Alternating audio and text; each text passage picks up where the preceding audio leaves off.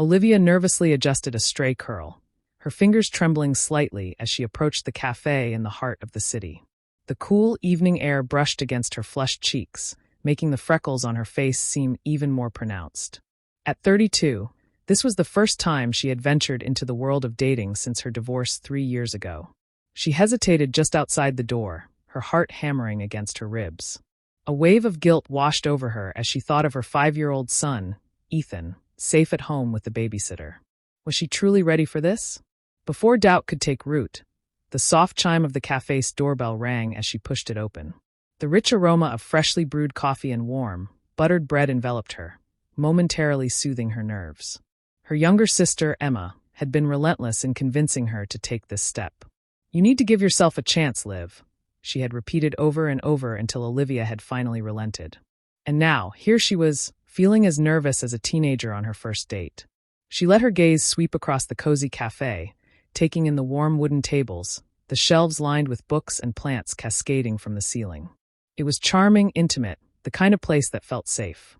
But then, her eyes landed on a familiar figure seated near the back. Her breath caught in her throat. Nathan.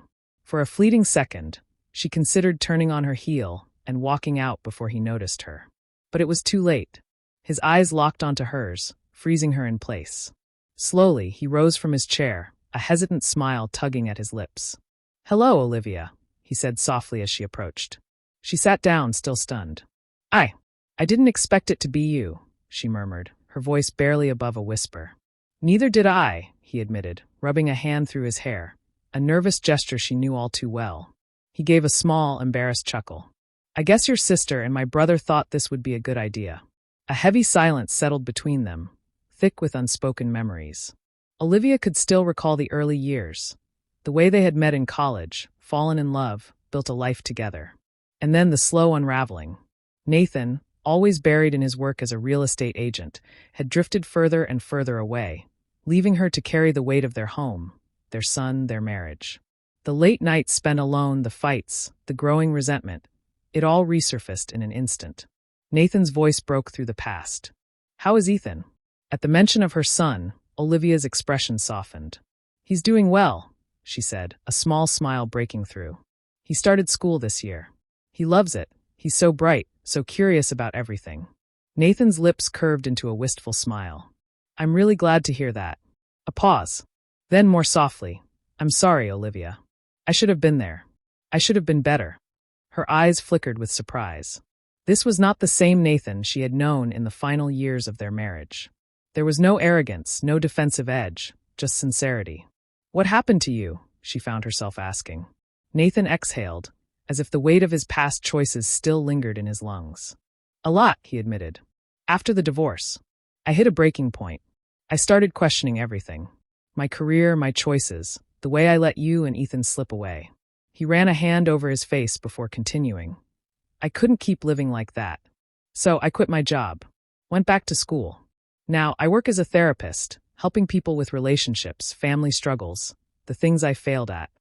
Olivia blinked, stunned. "That's unexpected." He laughed lightly, a touch of self-deprecation in his eyes. "Yeah, I suppose it is. But it's given me a sense of purpose I didn't have before. And honestly, it made me realize how much I missed, how much I took for granted." For the first time in years, Olivia saw something different in him. The exhaustion that had once dimmed his eyes was gone, replaced by something quieter, more at peace. "I've been going to a support group for divorced parents," Nathan added. "It's helped me understand my mistakes, helped me realize what I need to do, to be a better father to Ethan, if he'll let me."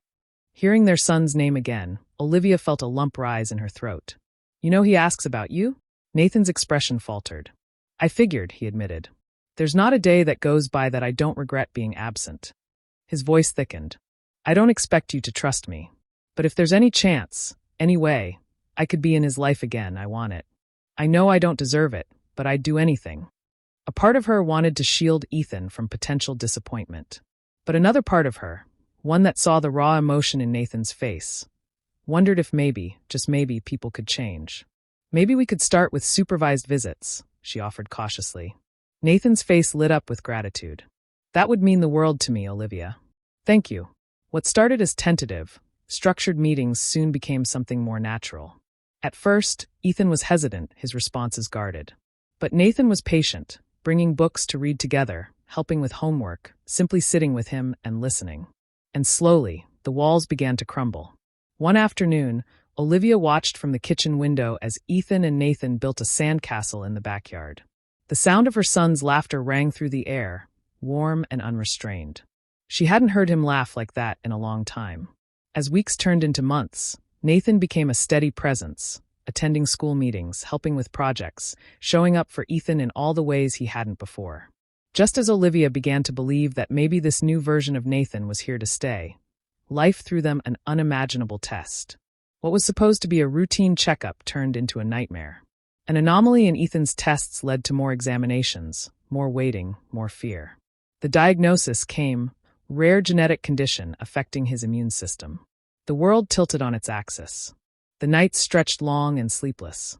Olivia buried herself in research, her mind a whirlwind of medical terms and treatment options. But she wasn't alone. Nathan was there, steadfast, tireless. He read through every report, spoke with every specialist, held Ethan's hand through every appointment.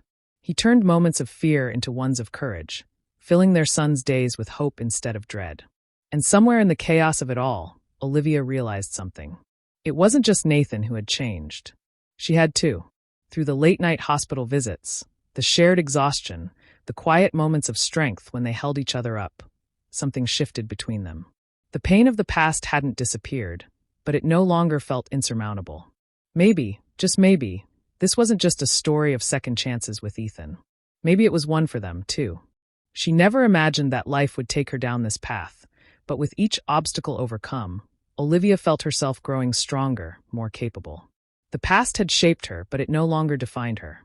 One night, after an especially difficult session with Ethan, Olivia and Nathan sat together in the dimly lit hospital corridor, both utterly exhausted.